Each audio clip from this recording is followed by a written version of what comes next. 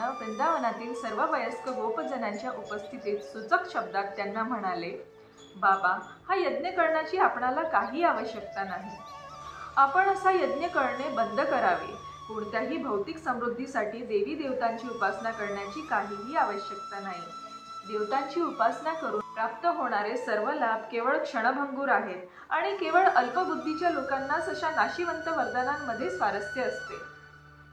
तसेच देवोपासनेपासूनच जे काही अस्थायी लाभ प्राप्त होतात ते वस्तुतः पूर्ण पुरुषोत्तम भगवंतांच्या परवानगीनेच प्राप्त करून दिले जातात.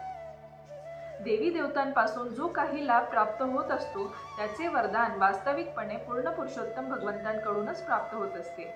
भगवंतांच्या परवानगीशिवाय कोणालाही वरदान देण्याचे सामर्थ्य नाही. परंतु कधी कधी देवतांना भौतिक प्रकृतीच्या प्रभावाने गर्व होतो. तो स्वतःलाच सर्वेसर्वा समजू लागतो आणि भगवंतांच्या परम सामर्थ्याला ते विसरतात.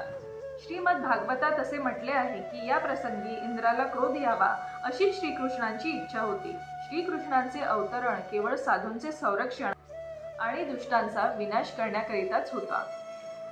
देवराज इंद्र हा निश्चितच एक भक्त होता, असुर नव्हता. परंतु त्याला आपल्या पदाचा गर्व झाल्यामुळे श्रीकृष्ण त्याला धडा शिकवू इच्छित होते. म्हणूनच वृंदावनातील इंद्रपूजा त्यांनी बंद केली. इंद्राला धडा शिकवण्याचा हेतू मनात धरून श्रीकृष्ण एखाद्या कर्ममीमांसेच्या तत्वज्ञानाचा पाठपुरावा करणाऱ्या नास्तिकासारखे बोलू लागले. या तत्वज्ञानाचे पुरस्कर्ते भगवंतांना परम अधिकार मानित नाहीत. ते तर्क मांडतात की योग्य रीतीने कार्य केल्यावर फळ हे मिळणारच. भगवान श्रीकृष्ण अशा कर्ममीमांसेच्या तत्वाप्रमाणे आपल्या पिताशी वार्तालाप करीत म्हणाले, बाबा, तुमची कृषी कार्ये सुव्यवस्थितपणे यशस्वी होण्यासाठी तुम्हाला देवी